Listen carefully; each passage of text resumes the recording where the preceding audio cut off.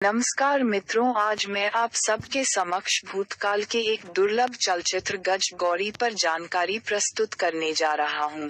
गज गौरी 1958 में रिलीज हुई एक पुरानी दुर्लभ फिल्म थी।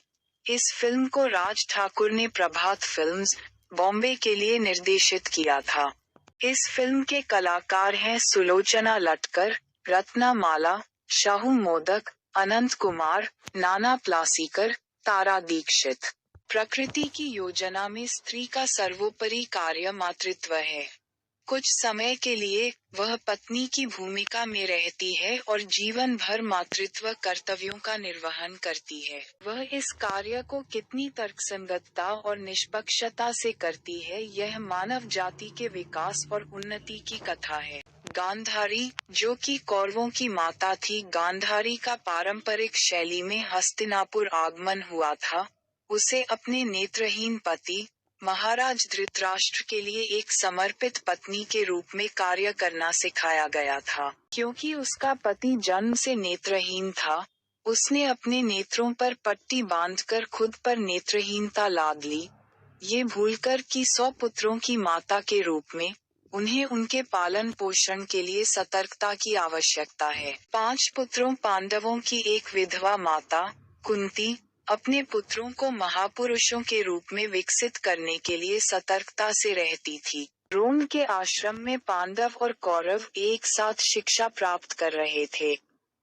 पांडवों ने प्रशंसनीय प्रगति प्रदर्शित की, जबकि कौरव उनकी तुलना में अधिक नहीं कर पाए।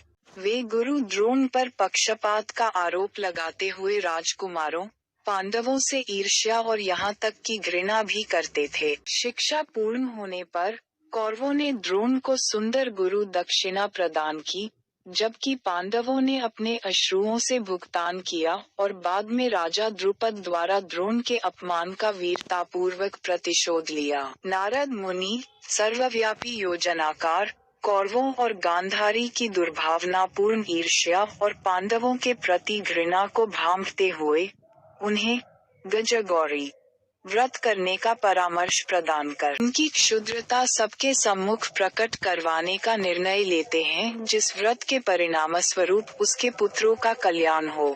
इस व्रत की आवश्यकता थी विशाल मिट्टी का हस्त नक्षत्र निर्मित गज, जिसमें वर्षा के जल का प्रयोग हुआ हो, जिसकी सवारी गांधारी करे। इस शोभायात्रा को उसके 100 पुत्रों द्वारा खींचा जाए। ये शोभायात्रा जिस समय कुंती के निवास पहुंची तो गांधारी ने कुंती को पवित्र भेंट दी, जिससे उन्हें यही व्रत करने के लिए प्रेरित किया गया। गांधारी ने कुंती को सूचित किया कि इस व्रत को न करने के कारण उनके 5 पुत्रों को दैवीय श्राप लग सकता है। सीमित समय में अपने 5 पुत्रों द्वारा इतनी विशाल मिट्टी का गज निर्मित करने में सक्षम न होने की संभावनाओं से दुखी होकर वह मूर्छित हो गई। स्वभाव से संवेदनशील भीम ने अपने अल्प आयु होते हुए भी जमुना के तट की पहाड़ियों को तोड़ने का निर्णय किया, जो कि मिट्टी के गज के लिए मिट्टी का निर्माण करेगी।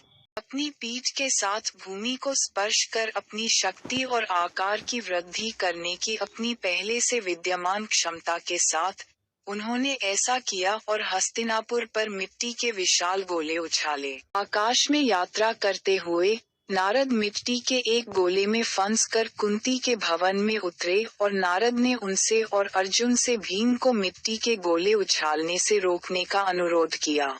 नारद के यह वचन सुनकर अर्जुन भीम से प्रसन्न व प्रभावित हुआ, क्योंकि भीम कुंती के व्रत को पूर्ण करने हेतु तत्पर था एवं उसके लिए प्रयास कर रहा था। अर्जुन इसी उपलक्ष्य में देवताओं के राजा इंद्र को एक पत्र लिखता है, जिसमें वह उनसे उनके आकर्षक गज ऐरावत को स्वयं के कार्य हेतु प्रदान करने का अनुरोध करता है। इस पत्र को वह एक तीर से बांधकर स्वर्ग में भेज देता है। इंद्र सहमति देते हुए उत्तर देते हैं, जिसमें भीम को ऐरावत को पृथ्वी पर ले जाने के लिए स्वर्ग में आमंत्रित करते हैं।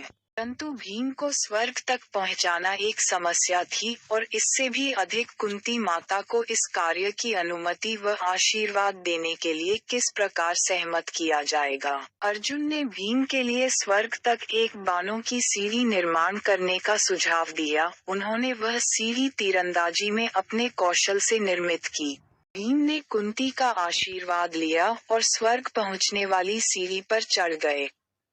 इंद्र भीम की शक्ति का परीक्षण करना चाहते थे, इसी कारणवश उन्होंने ऐरावत को बहुत अधिक मदिरापान कराया और भीम पर इसका आरोप लगाया। दुर्योधन द्वारा सीढ़ी जलाए जाने के पश्चात भी भीम ने ऐरावत के साथ वीरतापूर्वक युद्ध किया, उस पर विजय प्राप्त कर ली और कुंती के व्रत को पूर्ण करने हेतु उसे पृथ्वी पर ले आए। पांडवों ने अपनी माता कुंती की वास्तविक ऐरावत पर शोभायात्रा संपन्न की, न कि मिट्टी के गज पर। वह कुंती ने गांधारी को उपहार लौटाए, वह उन्हें और उनकी संतानों को स्वर्ग का आशीर्वाद प्रदान किया।